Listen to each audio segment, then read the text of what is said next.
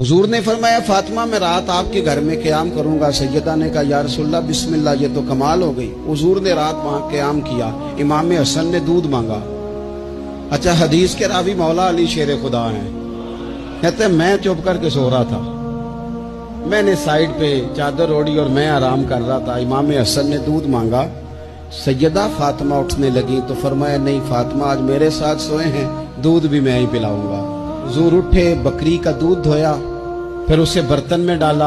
अभी हुजूर इमाम हसन को देने लगे थे कि इमाम हुसैन ने भी मांग लिया। तो हुजूर ने फरमाया नहीं भाई, पहले हसन को मिलेगा।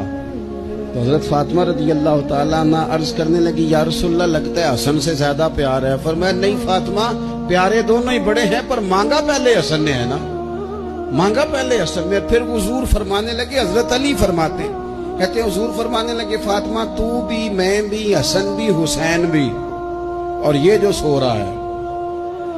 कहते मैं तो चादर ओढ़ी हुई थी ना।